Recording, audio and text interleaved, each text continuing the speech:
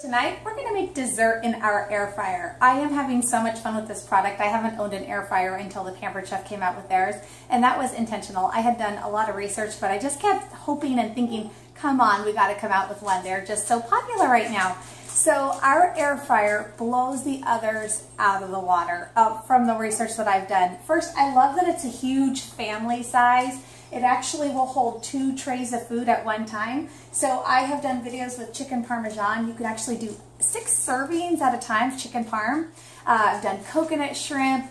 I've done some really good panko crusted spicy cauliflower bites, and tonight we're going to do dessert. So on that note, our air fryer goes far beyond being just an air fryer. It actually has the ability to bake. So tonight we're going to do some pies. It comes with a cooking guide. We know that if you start with our recipes very quickly, you will go to town researching whatever you might like to make in your air fryer, knowing that you can make a lot more than what you normally can. And this is what I chose to demo right now. We're going to do some hand pies. These are going to be blueberry hand pies, just straight out of the cookbook. Now, the air fryer also comes with every attachment you might ever need, so that when you open the box, you can make anything. It has the ability to do rotisserie chicken, so up to a 4-pound chicken. It comes with a rotisserie spicket. It comes with a really neat basket. Let me show you this. So that if you want to do, I've already done it a few times, homemade French fries or sweet potato fries, so you can just put them in the basket. The basket will rotate. Here is the spigot for the rotisserie. Just slide it right through your chicken, slide it right in. The drip tray cleans really easy. Of course, you're going to have your food removal tool. This is going to lift that chicken right out for you, or the basket right out for you, to eliminate any burning. It's going to come with a splash guard, and then of course 2 trays. So let me just put these to the side. The air fryer also has the ability to dehydrate, and I have done a lot of dehydrated fruit. I love keeping that in my car. I always have almonds and jerky, dehydrated fruit, and believe me, I do not eat perfect, but if I can eat really good, like 80% of my life, okay, I'm happy with that. It gets a little harder as you get older, but I love having dehydrated apples in my car. Just keeps my blood sugar up, and hopefully it tames that takeout monster, and I don't go grocery shopping on an empty stomach and end up with all of aisle 4, because that's how I work sometimes. So dehydration is really an art, and it's nice that I could just push a button on the air fryer and it does it all for me. So we're going to make these pies today. I used store-bought pie crust because that's what the recipe said, and what's funny is it's supposed to be 8 servings, but my pies must be huge because I'm only able to make 5, but whatever. If you're on a diet and you only can have 1 pie, this is the size that you want. Okay, so let me show you. We're going to fill our pies with a little bit of blueberry jam and fresh blueberries, actually. And I had just rinsed them in this. This is our Easy Read measuring colander, and we don't always show this at our shows, but it is an awesome tool. We came out with this because our Easy Read measuring cups are so popular. They are designed that you look down inside and the measurements read right back at you, so no bending and squatting. So you get a little 1/4 cup now. I have some water in it just to help me seal our pie crust in a minute. And then you're going to get a 1 cup, a 2 cup, and a 4 cup. They are microwave safe. You can boil water in here to make your own chicken broth or simmer milk for hot chocolate. I just love it. If I need water for a brownie mix or something, I can put it right on the divider in my sink, turn my water on, and just by standing there, I can see that I've got my 1/3 of a cup of water, and I'm good to go. And they pour like a champ. It doesn't run down the front. They are specifically designed for liquid. Yes, you can use them for dry, but they really are for liquid, and the liquid goes into truly its destination. So because those are so popular, we came out with the Easy Read measuring colander. So this has a 3-cup capacity, but I will tell you that rarely do I use it for measuring, but I use it for rinsing berries all the time. Black beans, I can like pour them in there and rinse it really good. And then this can just hang out on the divider of my sink and let it continue to drip. Artichoke hearts and olives, they seem to drain for days. So I use this all the time more as a strainer, but you can certainly measure inside. Sometimes I don't need a big strainer for our ingredients. Okay, so to the blueberry jam and the fresh blueberries, I'm going to add some lemon zest. I've shown our zester several times. Our zester is made by Microplane. We love that they make it for us. They love that we carry it. When you are zesting, you only want to use the bright, colorful part, so wash your fruit really good, your oranges, your lemons, your limes. If you go too far down, it's the white part, and it's really, really pithy. So I'd already add some lemon zest, but I just want to show you, really, I guess I should get it in the camera. Can you tell I'm really not like a videographer? Here, let's put them up here. Still learning this. So there you go, there. Now you can see actually what the chef is doing. This is awesome. I think pretty soon I'm going to have to get an assistant. All right, I'm going to tap my lemon zest right in there. And again, this is our microplane zester. And you can use it for chocolate and cheese, whatever you want. It'll work on any of that. All right, we've got our fruit mixture actually in one of our glass prep bowls today. This is our 2-cup prep bowl. They come in a pack of 2, and they come with lids.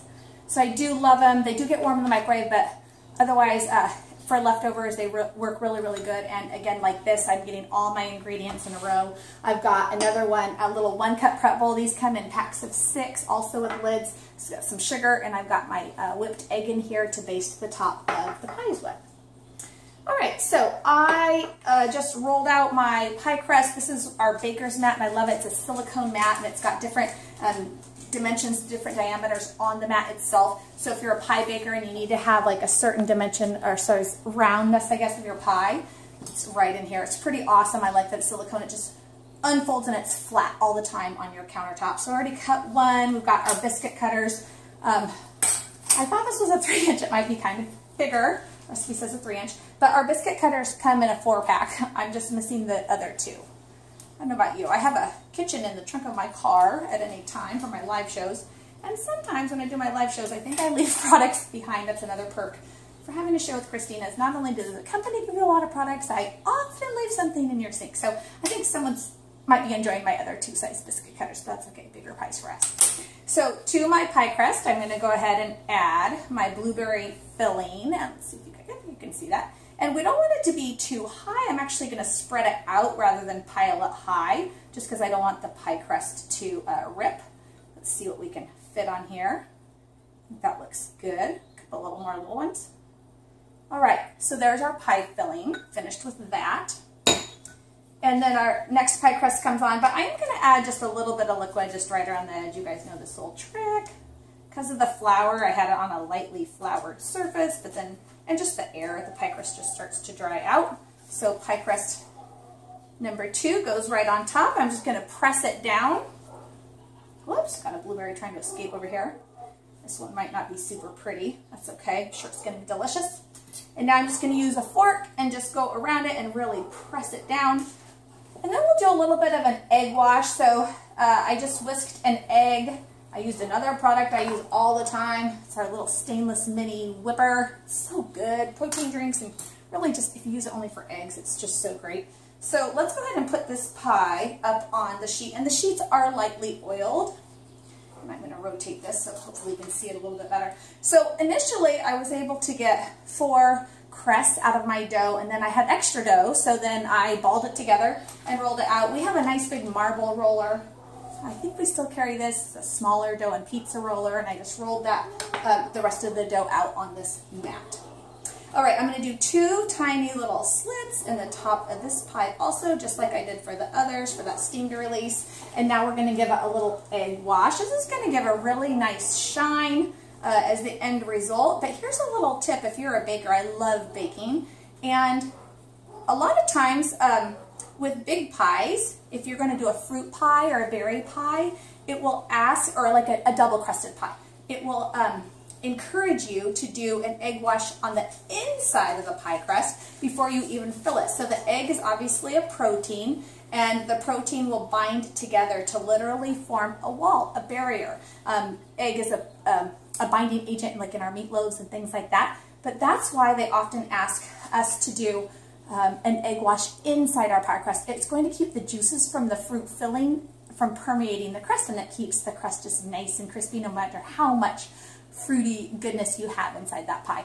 This is our silicone basting brush, and I love that it has the hook on the side. That keeps it from falling or sliding down into your bigger bowls. But we always want a basting brush to have silicone bristles. No more are we using the boar hair or your old paint brushes. We don't want those fibers and bristles on your food. So this is going to come clean really great in the dishwasher because the hot water can just blast these bristles apart. So every kitchen needs a good basting brush, and this is ours. I do highly recommend it. And now we're going to add some sugar right over the top. I actually don't know which one I just did, but they can have double sugar, whatever, that's fine. Okay, so let's take these off of our cooling rack. This is our stackable cooling rack. Lost my whisk. And I do like it because I can take more than one and then just keep elevating. So if you have minimal counter space, this just really makes a huge difference. Pies and cupcakes can fit in between each level, and then the legs fold for storage. I think that when you can get your cooling rack higher off the counter, your foods will cool a lot faster because there's better airflow. All right, so let's go ahead and open up our air fryer, and we're going to put the pies on the top and middle rack because that is what they told me to do. So top and middle rack, and I'm going to close it, and I'm going to rotate this until I get to bake, which is right here. I'm going to see if my fingers are kind of dirty, but they have flour on them, whatever. I'll clean my phone later. Bake, and I'm going to hit start, and now I need to turn my time down. It says just 14 minutes for the pies, and now I will hit start. It's going to beep halfway through, and that's with every recipe, whether we're roasting or we're baking, we want to switch those trays. Remember, it's just a small little compact oven, so we want to make sure that everything is just baking evenly.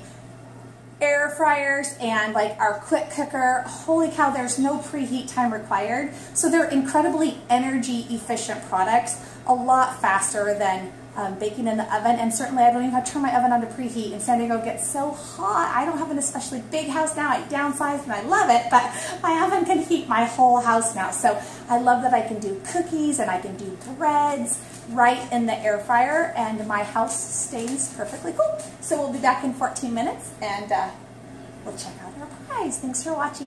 Are done. Let's check them out. Very, very hot. I love our mini oven mitts. Nice, good grips on them. Oh, wow. Hey, I'm actually pretty impressed. That is beautiful. Okay, there's that one little one I made myself, but hey, these look awesome. I think they're going to be a hit. That drip pan actually has a little bit of blueberry jam on it, I can see, but it has the most amazing non-stick surface to it, so the drip pan cleans really easy. And this door has very easy to use latches so that the door can be easily removed as well, and that allows me to get in there and really clean it. You just wipe the air fryer down with, once it's cool obviously, just a damp sponge and then dry it. If anything is splattered on here, of course you can use a little bit of like dish soap or something on the window to the door, but sometimes crumbs drop down in here, and I like that my door easily pops off so I can get those crumbs out of there. Panko, usually panko. Okay, so I am going to do a little bit of a powdered sugar drizzle. So back comes my very favorite silicone pretzel. So today I'm just using the little 1 cup one. Remember, it comes with a 2 cup and a 3 cup, and they come with lids, and they're pliable, and I can soften cream cheese and melt chocolate, and I melt butter in here in the microwave. I do love these. I love those glass pretzels I showed, but those do become hot in the microwave. So if I'm just melting butter or softening cream cheese, things like that, I do love these. They're awesome to use with our Deluxe cooking blender to pour my diced tomatoes down the lid. So easier than pouring from a can. So we've got some powdered sugar in here, and I've got jam spilled, dripped everywhere here, but that's okay. I have a lab. He'll want to lick that up. So let's add some lemon juice to this powdered sugar. Our, my gosh, I've got jam dripping everywhere. Our knives were rated best in class. They are forged cutlery. They're made of a German steel rather than stainless steel, but German steel is a softer metal that allows us to hone it and sharpen it in our own homes. But when we came out with our forged cutlery, an independent testing firm brought our knives in, and they partnered them against Wusthof and Henkel's, and they rated us best in class. They said that we started with a 40% sharper edge. So when they set their machines at the highest level, the Wusthof and the Henkel's blades no longer were slicing, but the Pampered Chef knives were. And they're full steel, full tin construction with the nice 3 rivets right here, but they're just good heavy-duty knives. They come with a storage case. That's what I just took off of it. If you need a good knife, just get one of ours. Every chef says every kitchen needs one great knife. So this is our chef's knife. And same lifetime warranty that Wusthof and Henkel's will have.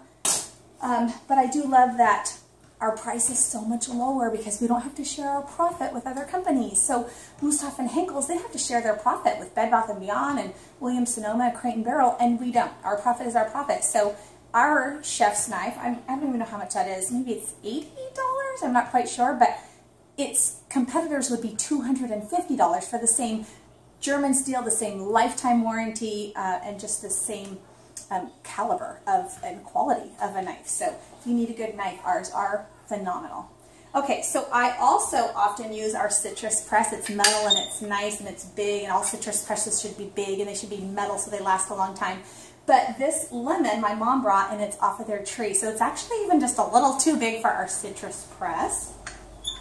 So I've got the juicer, and the juicer you can use whether it's set to strain, which we will today, we don't want pulp, or you can set it so that the pulp comes out, and there's measurement markings on it and all sorts of good stuff. So it's just I'm gonna click it in so that it's set to strain, and then I'm just gonna do this like we're used to. And we just put about a teaspoon of fresh lemon juice into about a quarter cup of powdered sugar. We'll use that stainless mini whipper again. I use that all the time.